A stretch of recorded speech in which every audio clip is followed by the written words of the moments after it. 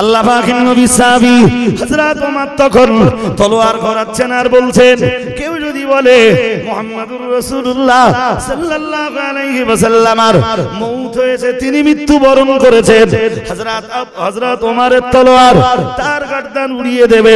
হযরত আবু বকর রাদিয়াল্লাহু তাআলা আনহু এরপরে আম্মা জানের ঘর থেকে বাইরে এলেন, উপস্থিত জনমণ্ডলীকে ডাক দিলেন, উপস্থিত জনমণ্ডলী সবাই একত্রিত হয়ে গেলেন। হযরত আবু বকর সকলের সামনে এক ভাষণ দিলেন, ওমা মুহাম্মাদুন ইল্লা রাসূলুন কদ খালাত মিন ক্বাবলিহির রাসূল আফাইন মাত। আল্লাহ পাক রব্বুল আলামিন বললেন, ওমা মুহাম্মাদুন ইল্লা রাসূলুন। আল্লাহ পাক রব্বুল আলামিন বলেছেন, আল্লাহ পাক রব্বুল আলামিন জানিয়েছেন, ওমা মুহাম্মাদুন ইল্লা রাসূলুন। না না না না না, মুহাম্মদ সাল্লাল্লাহু আলাইহি ওয়াসাল্লাম তিনি তো আল্লাহর রাসূল, ভিন্ন আর কেউ নন। কদ খালাত মিন ক্বাবলিহির রাসূল, আর মুহাম্মাদুর রাসূলুল্লাহ সাল্লাল্লাহু আলাইহি ওয়াসাল্লামের পূর্বে तमाम পৃথিবীতে যত নবী রাসূলরা এসেছেন সবাই তো দুনিয়া থেকে বিদায় নিয়েছেন, মওত তো সবারই হয়েছে। সুতরাং আফাইম মাতা, আল্লাহ পাক রব্বুল আলামিন বললেন, না না না না না, সুতরাং আমার নবী মুহাম্মদ সাল্লাল্লাহু আলাইহি ওয়াসাল্লামের যদি মওত হয়ে যায় এটা তো অস্বাভাবিক কিছুই নয়। এ তো কোরআনের আয়াত। কোরআনের আয়াত অস্বীকার করার ক্ষমতা কোন মুসলমানের বাচ্চার আছে? আল্লাহ কোরআনে নবীর ব্যাপারে বলতেছেন, ইন্নাকা মাইয়িতুন, ও নবী আপনিও মরণশীল, আপনিও। এবার যদি বলেন রজব আলী সাহেব নবীকে কবরে মুর্দা বলছে, না, কবরে নবী হায়াতুন নবী। আরেকটা এইটাই আহলুস সুন্নাহ ওয়াল জামাতের আকীদা, যে দুটোকে একাকার করে ফেলো। আমার কথা বুঝেননি? দুটোরে, হ্যাঁ, এই পৃথিবীর হায়াত আর কবরের জগতের হায়াত, এই দুই হায়াতকে একাকার, মাঝখানে একবার মউত। আমার সাথে একমত হতে পারতেছেন না? বলেন জি। যদি না হন, যদি না হন আমার কিছু করার নেই। তবে এটাই আহলুস সুন্নাহ ওয়াল জামাআতের আকীদা। এদিকে এদিকে আমার দিকে মন দিতে হবে, বাইরে মন দিলে হবে না। জি, বিষয়টা আজ করুন। এরপরে এই আয়াত পড়লেন, ওমা মুহাম্মাদুন ইল্লা রাসূলুন কদ খালাত মিন ক্বাবলিহির রাসূল আফাইন মাতা আও কুতিলা ইনকালাবতুম আলা আকাবিকুম। আল্লাহ পাক রব্বুল আলামিন বললেন, तमाम দুনিয়া, तमाम নবী রাসূল সবাই তো দুনিয়া থেকে বিদায় নিয়েছেন, মউত সবাইকে যখন স্পর্শ করেছে, না না না না না, আমার নবী মুহাম্মদ সাল্লাল্লাহু আলাইহি ওয়াসাল্লামের মউত হয়ে যাওয়াটাও অসম্ভব নয়, অস্বাভাবিক কিছুই নয়। আল্লাহ পাক রব্বুল আলামিন বললেন, আফাইন মাতা, যদি আমার নবী মুহাম্মদ সাল্লাল্লাহু আলাইহি ওয়াসাল্লাম মৃত্যুবরণ করেন, আও কুতিলা ইনকালাবতুম আলা আও কুতিলা ইনকালাবতুম আলা আকাবিকুম। আল্লাহ পাক রব্বুল আলামিন বললেন, অথবা যদি তাকে শহীদ করে দেওয়া হয়, তোমরা কি তোমাদের পূর্বপুরুষদের ধর্মের জায়গায় ফিরে যাবে? আল্লাহ পরেই বললেন, যদি কেউ মুহাম্মদ সাল্লাল্লাহু আলাইহি ওয়াসাল্লামের মওতের পরে জি পূর্বপুরুষদের ধর্মের জায়গাতে ফিরে যায়, বেশক তার যাজা সে বুঝে পাবে, তার শাস্তি, তার তিরস্কার সে অবশ্যই বুঝে পাবে। পুরস্কারটা যেমন বুঝে পাবে, তিরস্কারটাও তেমন। হাজিরিনে মজলিস, মনে রাখুন, গভীরভাবে বুঝবার ব্যাপার। আমি আপনাকে এবারে বলবো, বুখারী শরীফের সহিহ সনদে বর্ণিত এই হাদিসটি এক জায়গায় রাখো, বারংবার উল্লেখিত হয়েছে। প্রিয় নবী মুহাম্মদ মুহাম্মাদুর রাসূলুল্লাহ সাল্লাল্লাহু আলাইহি ওয়াসাল্লামের প্রিয় সাহাবী হযরত আবু বকর সূরা আলে ইমরানের ওই আয়াতটা যেমন একদিকে পড়লেন, অন্যদিকে তিনি উপস্থিত জনমণ্ডলীকে ডাক দিয়ে বললেন, হে উপস্থিত জনমণ্ডলী, ফামান কানা মিনকুম ইয়াবুদু মুহাম্মাদান সাল্লাল্লাহু আলাইহি ওয়াসাল্লাম ফা ইন্না মুহাম্মাদান কদ মাত। হে নবী সাহাবীরা মনে রাখো, হে উপস্থিত জনমণ্ডলী মনে রাখো, হে মুসলমানরা তোমরা অবশ্যই মনে রাখো, তোমাদের ভিতরের কেউ যদি এতদিন মুহাম্মাদুর রাসূলুল্লাহ সাল্লাল্লাহু আলাইহি ওয়াসাল্লামের ইবাদত করে থাকো, ইবাদত যদি মুহাম্মাদের জন্য করে থাকো, সাল্লাল্লাহু আলাইহি ওয়াসাল্লামের জন্য করে থাকো, ইবাদত যদি মুহাম্মাদুর রাসূলুল্লাহ সাল্লাল্লাহু আলাইহি ওয়াসাল্লামের জন্য করে থাকো, মনে রাখো ফাইন্না মুহাম্মাদান কদ মাত, নিশ্চয়ই মুহাম্মাদুর রাসূলুল্লাহ সাল্লাল্লাহু আলাইহি ওয়াসাল্লামের মওত হয়ে গেছে। হযরত আবু বকর ঘোষণা দিচ্ছেন উপস্থিত জনমণ্ডলীকে ডেকে, জেনে রাখো তোমরা নিশ্চয়ই মুহাম্মাদুর রাসূলুল্লাহ সাল্লাল্লাহু আলাইহি ওয়াসাল্লামের মওত হয়ে গেছে। হযরত আবু বকর আবার বললেন, ওমান কানা মিনকুম ইয়াবুদুল্লাহ ফা ইন্নাল্লাহা হাইয়্যুল লা ইয়ামুত। হে উপস্থিত জনমণ্ডলী, আর এতদিন যদি তোমরা ইবাদত মুহাম্মাদের জন্য না করে ইবাদত যদি আল্লাহর জন্য করে থাকো, ফা ইন্নাল্লাহা হাইয়্যুল লা ইয়ামুত, অবশ্যই তোমরা মনে রাখো নিশ্চয়ই আমার আল্লাহ চিরঞ্জীবী, আমার আল্লাহর কখনো মওত হবে না। আরেকটু মন খুলে বলেন, কি বোঝাচ্ছেন? ইবাদত কার জন্য করেছো? কার জন্য? জেনে রাখো যদি মুহাম্মদ সাল্লাল্লাহু আলাইহি ওয়াসাল্লামের জন্য ইবাদত করে থাকো, আমি আবু বকর ঘোষণা দিচ্ছি মুহাম্মদ সাল্লাল্লাহু আলাইহি ওয়াসাল্লাম পৃথিবীতে আর নেই, তিনি মৃত্যুবরণ করেছেন, তার মওত হয়েছে। তার এখন নবীর শানে মওত শব্দ ব্যবহার করলে যদি আমার গুনাহ হয়, তা হযরত আবু বকর তো করেছেন, বুখারী শরীফের হাদিস তার দলিল। আমি কি বোঝাতে পারছি? হ্যাঁ, বরং নবীর মওত হওয়াটা যদি কেউ অস্বীকার করে, কেউ যদি এরমটা বিশ্বাস করে যে আদৌ রাসূলের মওত হয়নি, ওতে আপত্তি।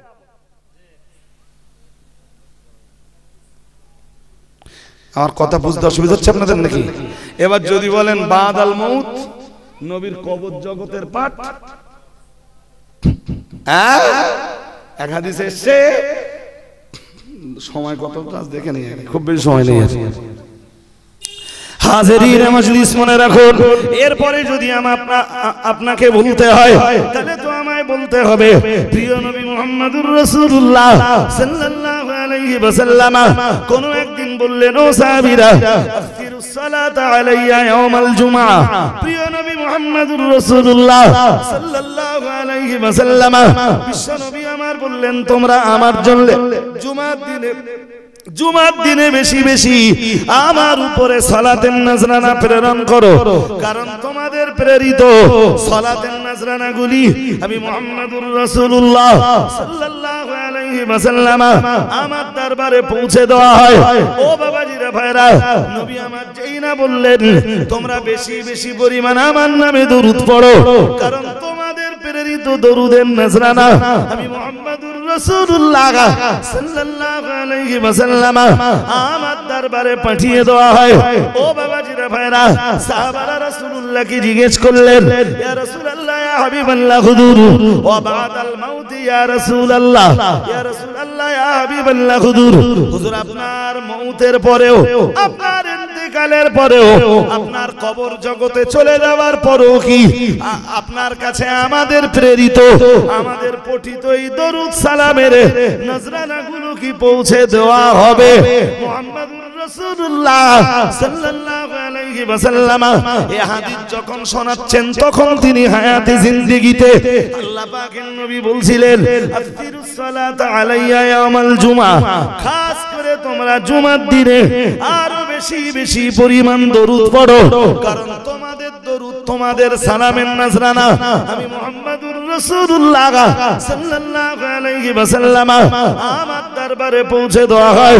তাই সাহাবীর মনের ভিতরে প্রশ্ন জাগলো, রাসূলের ইন্তেকালের পরেও বিশ্ব নবীর মওতের পরেও কি আমাদের দরুদ আর সালামের নজরানাগুলো রাহমাতুল লিল আলামিনের দরবারে পৌঁছানো হবে?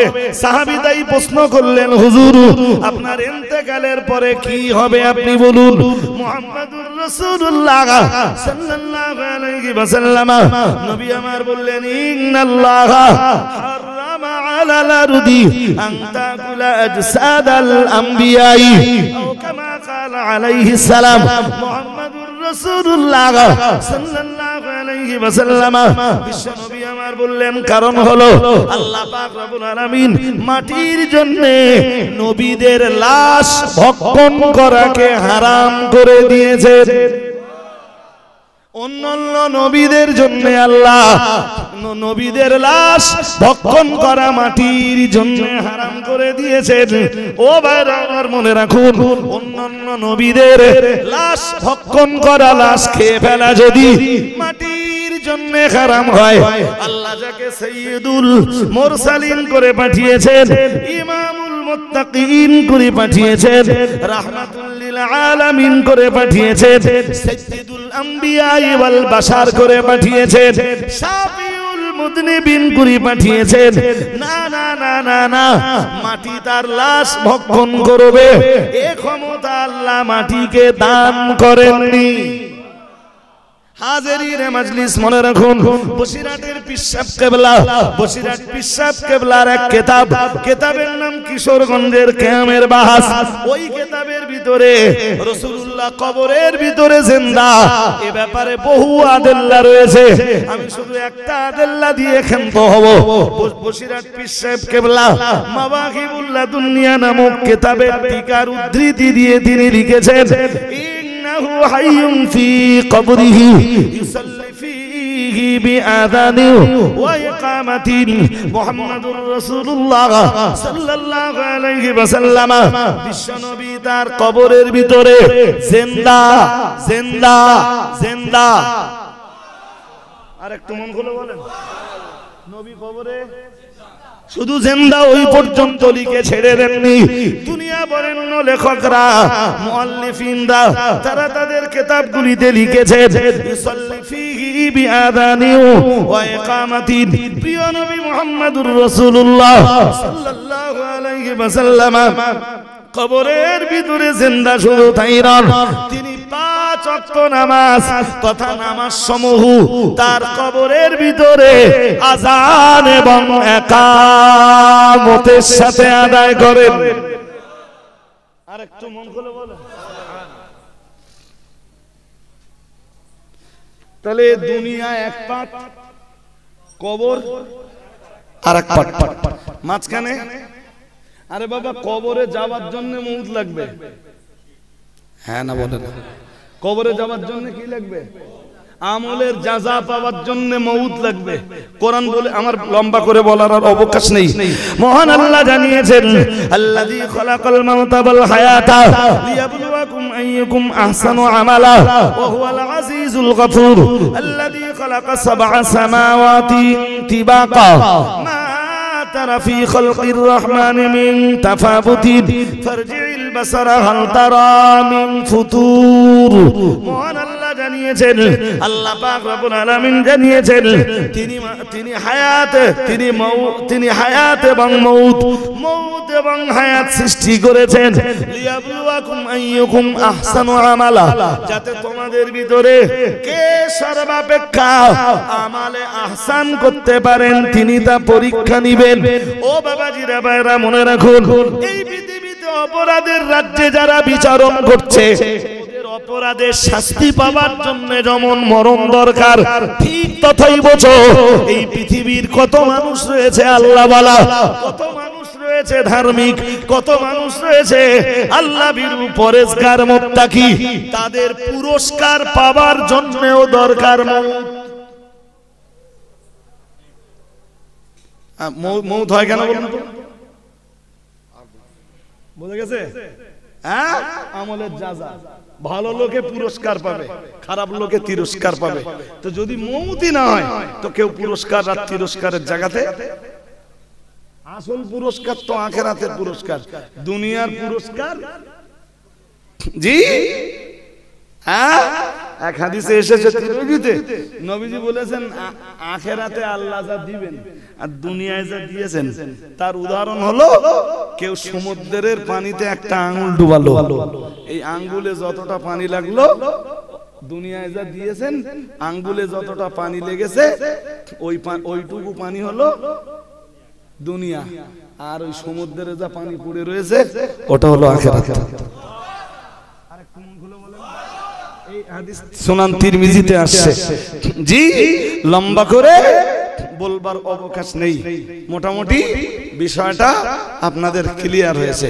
বাট আমি যেখানে করছিলাম সেটা হলো শুরুতে দুটো আয়াত পড়েছিলাম। প্রথম আয়াত মনে আছে? 6 পারা সূরা মায়দার 67 নম্বর আয়াত পড়ে বলছিলাম মহান আল্লাহ জানিয়েছেন ইয়া আইয়ুহার রাসূলু বাল্লিগ মা উনজিলা ইলাইকা মির রাব্বিক। আল্লাহ পাক রব্বুল আলামিন জানিয়েছেন হে রাসূল আপনি তাবলীগ করুন, আপনি ধর্ম প্রচার করুন। নবী যেন বললেন আল্লাহ কি দিয়ে আমি ধর্ম প্রচার করব? মহান আল্লাহ বললেন মা উনজিলা ইলাইকা মির রাব্বিক, ধর্ম প্রচার ওইটা দিয়ে করুন যেটা আপনার রবের পক্ষ থেকে আপনার উপরে নাযিল হয়েছে। আমি 8 পারা সূরা আরাফের 3 নম্বর আয়াত পড়ে বলেছিলাম মহান আল্লাহ জানিয়েছেন, আল্লাহ পাক রব্বুল আলামিন ঘোষণা দিয়েছেন ইত্তাবিউ মা উনজিলা ইলাইকুম মির রাব্বিকুম। মহান আল্লাহ জানিয়েছেন তোমরা আনুগত্য করো ওইটার যেটা নাযিল হয়েছে তোমাদের রবের পক্ষ থেকে তোমাদের জন্য। আল্লাহ পাক রব্বুল আলামিন আবার জানিয়েছেন ওয়ালা তাত্তাবিউ মিন দুনিহি আউলিয়া। না না না না না, আল্লাহ পাকের আনুগত্য, কোরআনের আনুগত্য ভিন্ন, কোন শয়তানের আনুগত্য করো না, কোন শয়তানের ওলির অনুসরণ করো না। ও বাবাজিরা ভাইরা মনে রাখুন মহান আল্লাহ বুঝিয়ে দিলেন শয়তানের বন্ধু যারা, এই দুনিয়াতে শয়তানের সাথে সম্পর্ক রয়েছে যাদের, তাদের ভিতরের কারণ আনুগত্য করো না। চলুন এবার আমি একটা হাদিস আপনাকে শোনাবো। প্রিয় নবী মুহাম্মদুর রাসূলুল্লাহ সাল্লাল্লাহু আলাইহি ওয়াসাল্লাম একরকম বিদায়ের শেষ লগ্নে এসে বলেছিলেন, এটা বলতে পারেন মুহাম্মদুর রাসূলুল্লাহ সাল্লাল্লাহু আলাইহি ওয়াসাল্লাম নিজের জীবনের শেষ দিকে এসে বলেছিলেন তারাকতু ফীকুম আমরাইন। ও আমার সাহাবীরা মনে রাখো আমি মুহাম্মদুর রাসূলুল্লাহ সাল্লাল্লাহু আলাইহি ওয়াসাল্লাম আমি বিশ্বনবী তোমাদের মাঝে দুইটা জিনিস রেখে গেলাম, লাম তাদিল্লু মা তামাসসাকতুম বিহিমা। এই দুইটা জিনিস যতদিন তোমরা ধারণ করে রাখতে পারবে, এই দুইটা জিনিসকে যতদিন তোমরা পাকড়াও করে রাখতে পারবে, এই দুইটা জিনিসকে যতদিন তোমরা আঁকড়ে থাকতে পারবে, মুহাম্মদুর রাসূলুল্লাহ সাল্লাল্লাহু আলাইহি ওয়াসাল্লাম বললেন লান তাদিল্লু। আল্লাহ পাকের নবী বললেন কেউ তোমাদেরকে গোমরা বানাতে পারবে না, কেউ তো তোমরা বিভ্রান্ত নিজেরাও হবে না, আর কেউ তোমাদেরকে গোমরা বানাতে পারবে না, বিভ্রান্ত বানাতে পারবে না। ও বাবাজিরা ভাইরা, মুহাম্মদুর রাসূলুল্লাহ সাল্লাল্লাহু আলাইহি ওয়াসাল্লাম এক নম্বরে বললেন কিতাব আল্লাহ। আল্লাহ পাকের রাসূল বললেন এক নম্বরে আল্লাহর কিতাব, দুই নম্বরে বললেন সুন্নাত রাসূলিহি, তার রাসূলের সুন্নাত। মুহাম্মদুর রাসূলুল্লাহ সাল্লাল্লাহু আলাইহি ওয়াসাল্লাম এক নম্বরে বললেন আল্লাহর কিতাব, দুই নম্বরে বললেন সুন্নাতে রাসূল। তাহলে এই হাদিস থেকে তো স্পষ্ট হয়ে গেল যতদিন পর্যন্ত আমাদের মাঝে কোরআন থাকবে, যতদিন পর্যন্ত আমাদের মাঝে হাদিস থাকবে, না না না না না, যতদিন পর্যন্ত আমাদের মাঝে কোরআন আর সুন্নাহ থাকবে কেউ আমাদের গোমরা বানাতে পারবে না, পথভ্রান্ত বানাতে পারবে না, বিপদগামী বানাতে পারবে না, জাহান্নামের দিকে ঠেলে দিতে পারবে না। তাই আমাদের অনুসরণ করা লাগবে দুই জিনিস। এক নম্বরে অনুসরণ অনুসরণ করা লাগবে কোরআন, 2 নম্বরে অনুসরণ করা লাগবে সুন্নাতে নববী। ও বাবাজিরা ভাইরা, কিন্তু আমাকে তো এখন বলতেই হয়, আমার এই জাতিকে যদি আজকের এই মজলিসে শ্রোতাদের সামনে এতটা শ্রোতাকে যদি জিজ্ঞেস করা হয় যে আপনি গুনে গুনে নবীর 5টা সুন্নাতের কথা বলুন, এমন বহু শ্রোতা রয়েছে যারা হেরে যাবে। খুব লজ্জার সঙ্গে বলতে হয়, এই শ্রোতা বছরের পর বছর শুনেছে। ও বাবাজিরা ভাইরা, শুধু হয়তো খিদিরপুরে খুঁজলে দেখা যাবে বছরে অন্তত 20টা জলসা হয়। পার্শ্ববর্তী গ্রামগুলোর কথা ছেড়েই দিলাম, কিন্তু এত বেশি কোরআন আর সুন্নাহর আলোচনা হয়।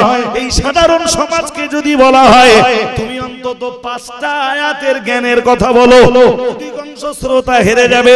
না আছে 5টা আয়াতের জ্ঞান, আর না আছে নবীর 5টা সুনানের জ্ঞান। বড় লজ্জার সঙ্গে বলতে হয়, মানে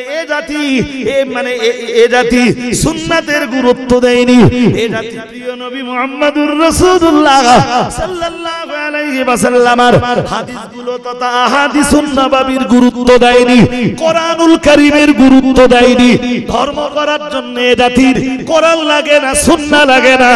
ও ভাইরা আমার, শুধু লম্বা লম্বা লম্বা লম্বা বিরাট লম্বা লম্বা ঘটনা, বিরাট লম্বা লম্বা জীবনী শুনলে এ জাতির ধর্ম হয়ে যায়। এ হলো সেই জাতি যে জাতির কাছে কোরআনের চাইতে ঘটনা অনেক ভালো। ও ভাইরা আমার, এটা তো গেল তথাকথিত এক শ্রেণীর শ্রোতাদের অভ্যাস। বড় লজ্জার সাথে বলতে হয়, মুহাম্মদুর রাসূলুল্লাহ সাল্লাল্লাহু আলাইহি ওয়াসাল্লাম বিশ্বের দরবারে দাঁড়িয়ে তিনি কোরআন দিয়ে সুন্নাহ দিয়ে ধর্ম প্রচার করেছেন। লজ্জার সাথে বলতে হয়, আজকে ধর্ম প্রচারের স্টেজগুলো হয়েছে তথাকথিত কিছু নামীয় বক্তাদের জন্য। এটা যেন একটা চিত্ত বিনোদনের জায়গা, এটা যেন একটা রঙ্গমঞ্চ। কারোর জন্য হয়েছে এটা খবরের কাগজ পড়ার জায়গা, কারোর জন্য এই স্টেজগুলো হয়ে উঠেছে অলিক কিস্সা কাহিনী আর ঘটনা শোনানোর জায়গা। কিন্তু আমার প্রশ্ন আপনাদের কাছে থেকেই যায়, আমার মতো বক্তায় যদি অলিক কিস্সা কাহিনী বলে সময় নষ্ট করে চলে যায়, আর আপনারাও কোরআন না জানা সুন্নাহ না জানা মানুষ যদি শুধু ঘটনা শুনে বাড়ি যান, ধর্মটা করবেন কি দিয়ে? বিচার আপনাদের কাছে ছেড়ে দিলুম। এ কথা যখন এ জাতির কাছে স্পষ্ট করেই বলা হয়, এ জাতি তখন মনে মনে করে রজব আলী সাহেব অন্য আলেমদের নামে গীবত করে, আলেমদের নামে সমালোচনা করে, আলেমদের পর্যালোচনা করে। না না ভাইরা আমার, এটা পর্যালোচনা নয়, এটা সমালোচনা নয়। আমি এতক্ষণ ধরে যা বলে এসেছি সব তো কোরআন এবং হাদিসের স্পষ্ট দলিল। কেউ যদি পারে, কারোর যদি ক্ষমতা থাকে, দলিল কেটে দিক। হ্যাঁ না, কিছু বলতেছেন না কেন? পেছনে আওয়াজ নেই কেন? দলিল কেটে দাও। ওদের জন্য লাগবে কোরআন আর সুন্নাহ। কি লাগবে? জোর করে বলেন। জি, এবার এরপরে কিয়াস, এরপরে ইজমায়ে উম্মাহ, এরপরে ইস্তিহসান। এটা হয়তো আজকে অনেকে নতুন শুনতেছেন যে হুজুর এটার একটা দরজা আছে। ইস্তেহাতটা তবু শুনেছেন, ইস্তেহসানটা কম শুনেছেন। ইস্তেহসানের উপরে শরীয়তের বহু মসলা দাঁড়িয়ে রয়েছে। জি ভাই, হাজিরিনে মজলিস, আমার লম্বা করে বলবার সময় আপনাদের কাছে নেই। শুধু এতটুকু খিদিরপুরের লোকেদের কাছে বললাম। এই তো খিদিরপুরে লাশ দাওয়াতে কবে এসেছি আমার ভালো মনে পড়ে না, আর কোন সালে তা ভালো মনে পড়ে না। তা খিদিরপুররা যদি সারা জীবন আমার নাও নেয় তো আমার দাউদ হবে না। হ্যাঁ, এই আমার কাছে আল্লাহ শুকরিয়া করে বলছি, কোরআন সুন্নাহের বায়ান শুনবার জন্য কিছু লোক দেশে আছে, তারা আমার দাউদ দেবে। দেবে না? দেবে না? আর আমার বক্তব্যগুলো সব শুনে দেখবেন ইউটিউব থেকে। কোরআন সুন্নাহ, কোরআন হাদিস, কিয়াস, ইজমা, ইস্তেহসান, ইজতিহাদের বাইরে এক কথা নেই। মানুষ ধর্ম করবে কি? আপনারা তো কোরআন সুন্নাহ বোঝেন না, বোঝেন? হ্যাঁ না বলতে হবে। কোরআন সুন্নাহ বলে না এটা তো একটা দরজা চলে গেল, বড় লজ্জার সাথে বলতে হয় এটা তো একটা ধাপ চলে গেল, আর একটা ধাপ আমায় বলতে হয় কোরআন এবং সুন্নাহর নামে, কোরআন এবং হাদিসের নামে মিথ্যা প্রচার করা হয়। আদৌ কোরআনে নেই, तमाम কোরআন খুঁজলে পাওয়া যায় না। ও বাবাজিরা ভাইরা, গভীরভাবে বুঝবার ব্যাপার। অথচ হুজুর কোরআন বলে চালিয়ে দিল, কোরআনের আয়াত পড়লো এক রকম, ব্যাখ্যা করলো আর এক রকম।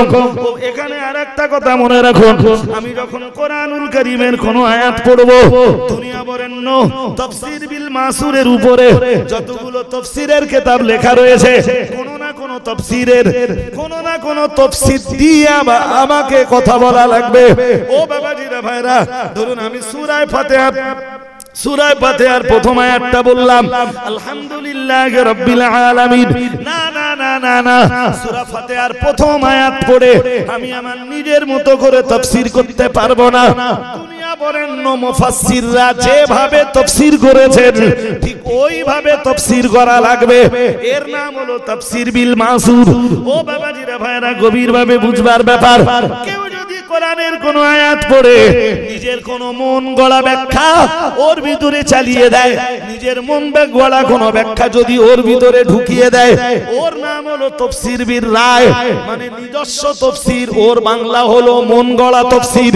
প্রিয় নবী মুহাম্মদুর রাসূলুল্লাহ সাল্লাল্লাহু আলাইহি ওয়াসাল্লাম, বিশ্ব নবী আমার হাদিসে জানিয়েছেন, মান ক্বালা ফিল কোরআন বিরাইহি ফালিয়াতাবাওয়া মাকআদাহু মিনান নার, ও কামা ক্বালা আলাইহিস সালাম। মুহাম্মদুর রাসূলুল্লাহ সাল্লাল্লাহু আলাইহি ওয়াসাল্লাম নবী আমার জানিয়ে দিয়েছেন, কেউ যদি কোরআনের আয়াত বলবার সময় নিজের মন গড়া কোনো কথা কোরআনের ওই আয়াতের ব্যাখ্যা বলে চালিয়ে দেয়, রাসূলুল্লাহ জানিয়েছেন সে যেন জাহান্নামের একটা সিটকে রিজার্ভ করে নিল। জোর আওয়াজে বলেন নাউজুবিল্লাহ। বড় লজ্জার সঙ্গে বলতে হয়, এই সেই বাঙালি জাতি যে বাঙালি জাতির কাছে কোরআনের আয়াত পড়া হয় একরকম, ব্যাখ্যা করা হয় আর এক রকম। অথচ হুজুর তাতে সুবহানাল্লাহ পড়ায়, এ জাতিও তাতে সুবহানাল্লাহ দেয়। হুজুর ব্যাখ্যা করছে সেটাও নিজের ইচ্ছা মতো, এ জাতি তাতেই সুবহানাল্লাহ দিচ্ছে। এর মানে তো এটাই দাঁড়ালো হুজুরও শেষ, আর হুজুরের কথায় যারা আমল করবে এরাও শেষ। ও বাবাজিরা ভাইরা, যদি চলুন আমি হাদিসের ক্ষেত্রে যাই। প্রিয় নবী মুহাম্মদুর রাসূলুল্লাহ সাল্লাল্লাহু আলাইহি ওয়াসাল্লাম নবী আমার জানিয়ে দিয়েছেন, মান কাযাবা আলাইয়া মুতাআম্মিদান ফালিয়াতাবাওয়া মাকআদাহু মিনান নার, ও কামা ক্বালা আলাইহিস সালাম।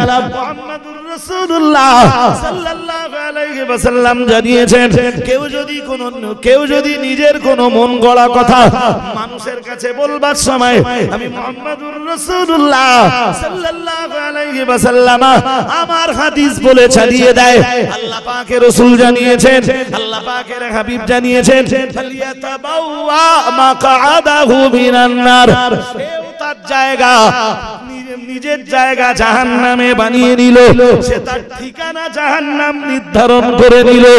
ও বাবাজিরা ভাইরা, কিন্তু গোটা দেশ জুড়ে একদম নিজেদের চোখের সামনে যখন দেখতে পাই এবং নিজেদের কানে যখন শুনতে পাই, হুজুর আয়াত পড়লে এক রকম আর তাফসীর করে দিল আর এক রকম। আদৌ যেটা বুখারীতে পাওয়া যায় না, মুসলিমে পাওয়া যায় না, আবু দাউদে পাওয়া যায় না, নাসাইতে পাওয়া যায় না, ইবনে মাজায় পাওয়া যায় না, সুনান তিরমিজিতে পাওয়া যায় না, মুআত্তায়ে মালিকে পাওয়া যায় না, শরহু মানিল আসারে পাওয়া যায় না, মুসনাদে আহমদে পাওয়া যায় না, সহিহ ইবনে হিব্বানে পাওয়া যায় না, সহিহ ইবনে খুজাইমাতে পাওয়া যায় না, মিশকাতুল মাসাবিতে পাওয়া যায় না, মাসাবিহুস সুন্নাতে পাওয়া যায় না, রিয়াদুস সালিহিনে পাওয়া যায় না, আলফিয়াতুল হাদিসের ভিতরে পাওয়া যায় না।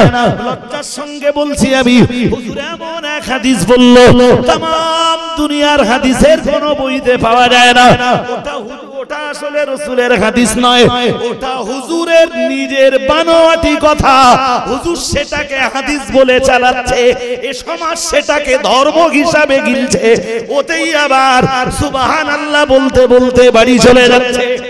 আমার অপরাধ হলো, রজওয়ালি সাহেবের অপরাধ হলো, রজওয়ালি সাহেব কোন কোন স্টেজে সেগুলো ধরে দেয়।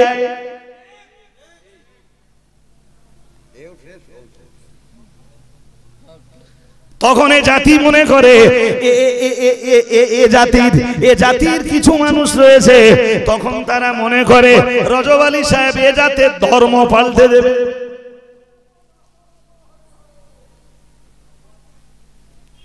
আমি কি বলছি বুঝতেছেন? হ্যাঁ, হাজিরিনে মজলিস, আমার লম্বা সময় নেই, 8টা পর্যন্ত আমার টাইম ছিল। দেখতে দেখতে অনেক বেশি বলে ফেলেছি, 8:17 হয়ে গেছে।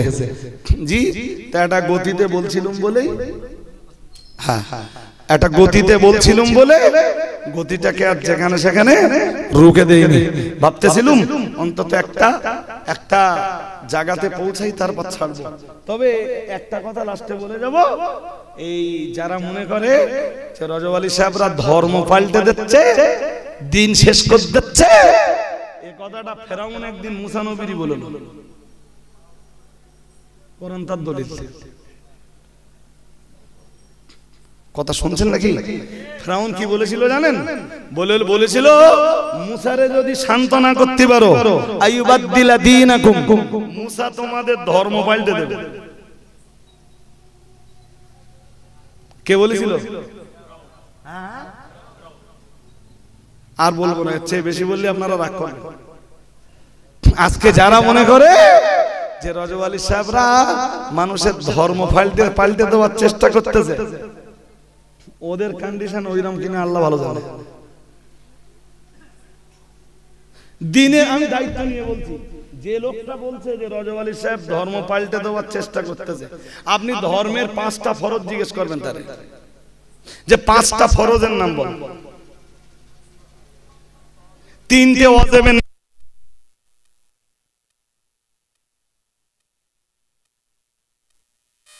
বিদায় নেওয়ার আগে বলবো, জি আজকে সবাই যে পারবেন আমি ওটা বলছি না, বলো, তবে এমন বহু লোক আছে আপনি 3টে সুন্নাত জিজ্ঞেস করবেন যে নবীর 3টে সুন্নাতের নাম বলে দিন, বহু লোক হয়তো হেরে যাবে। এখনো এমন মুসল্লি আছে যে হযরত মুহাম্মদ সাল্লাল্লাহু আলাইহি ওয়াসাল্লামের নামটা শুদ্ধ করে বলতে পারে না, বিড়ি খাচ্ছে, বিড়ি টানতে যায়, বলতেছে ও জানো রজব আলী সাহেবরা দেশের মুসলমানদের ধর্ম সব পাল্টে ফেলবে। আমার কথা বুঝতেছেন নাকি? হ্যাঁ, তুমি কি বললে?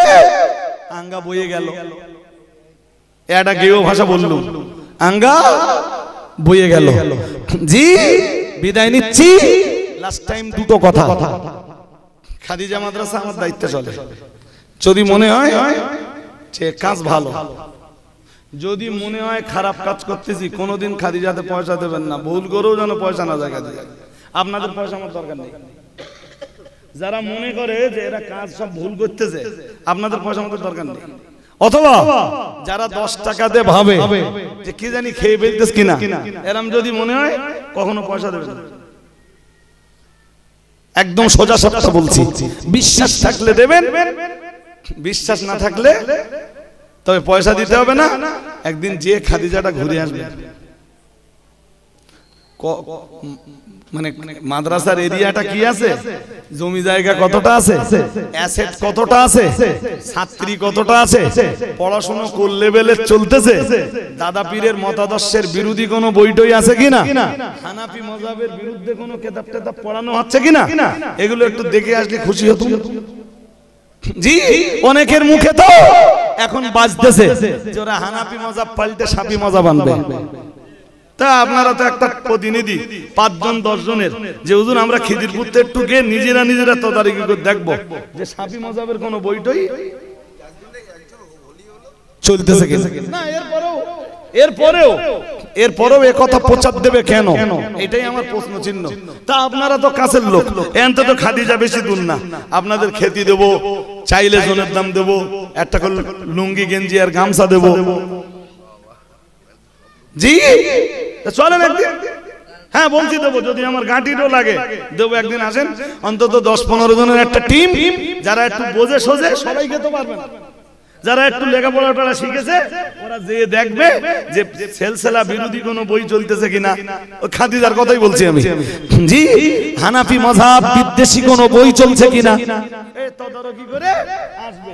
খেদি তো দেবই, টিফিন টাপান দেবো। এরপরে যদি সত্যি সত্যি দেখেন যে শাফি মাযহাবের বই চলতেছে, যদি একটা ধরে দিতে পারেন জনের দাম ডবল দেবো। ধরুন একটা জন দিলি 400 টাকা, এক একজনের 800 টাকা করে দেবো। কত? আর একটু বেশি 200 টাকা, 200 টাকা বেশি দিলেও খুব একটা অসুবিধা হবে না আমার, 1000 টাকা করে দেবো এক একজনের। এই সুযোগ ছাড়বেন কেন আপনারা? মেয়েদের যে জিজ্ঞেস করবেন মা তোমাদের ক্লাসে কি কি বই পড়ানো হয়, 5 এ গেলেন, 6 এ গেলেন, 7 এ গেলেন, 8 এ গেলেন, 9 এ গেলেন, 10 এ গেলেন, 11 এ গেলেন, 12 এ গেলেন, সবচেয়ে নিচু ক্লাসটায় গেলেন, সবচেয়ে উঁচু ক্লাসটায় গেলেন, সব ক্লাস তদারকি করে এবার আপনার কাছে আমি জিজ্ঞেস করব যে ও ভাই কি রিপোর্ট কি হয়েছে বলেন দিন। একদিন না, দরকারে 1-2 দিন থাকবেন, আমি খেতে দেবো, থাকার জায়গা দেবো, সব। তবে জানবেন শুরুতে একটা কথা বলেছিলাম, মনে আছে কি জানি না, যে দুধ থেকে শোনা যায় একরকম, কাছে গেলে দেখায়। এই কথাটা একটু মাথায় রাখবেন। যদি মনে হয় কখনো যে খাদিজা মাদ্রাসার করে খুব একটা ভুল করিনি, কাজটা ঠিক করেছি, জি, তো ওই কার কাছে সে বইটা আছে? হাফেজ সাহেবের কাছে, আরে হাফেজ আরিফুল ইসলামের কাছে খাদিজার সদস্য হওয়ার একটা বই আছে। বছরে একবার পয়সা দেবেন, এই যে বছরে একবার পয়সা দেবেন। এখন 24 সাল রানিং, এখন পয়সা দিতে হবে না, পয়সা পরে দেবেন। জাস্ট এখন সদস্যটা একটু হয়ে থাকুন। আজান হবে না তো মানব সাহেব নিয়ে আসছে জি হাজারিন। তো আমি মানব সাহেব ফেরত দিচ্ছি না, তো কে জানে নামাজটা হওয়ার দরকার আছে না, এই জন্যই এদের জিজ্ঞেস করছিলাম যে নামাজটা হোক। তো পাশে মসজিদ, ওখানে নামাজ হবে আর এখানে ওয়াজ চলবে, এটা চরম বেয়াদবি। শুধু বেয়াদবি না, শরীয়তের খেলাফ। এই জন্য আপনাদের নিষেধ করলাম যে এক্ষুনি এটা হতে দেবেন না, নামাজটা হয়ে যাক, আবার শুনবেন। একটা করে সদস্য খাদিজার জন্য হাফেজ সাহেবের কাছে হবেন। এখন সদস্য হবেন সেই কার্তিক মাসে, পয়সা আপনাদের কাছ থেকে পয়সা নেবেন। আমার কথা কি বুঝতেছেন? ও 200 টাকা, 500 টাকা, 1000 টাকা, যার যেটা মন চায়। সর্বনিম্ন 100 টাকা। খিদিরপুরে কাজটা মোটে হয়নি, এই দাবিটুকু রেখে আমার বক্তব্যের।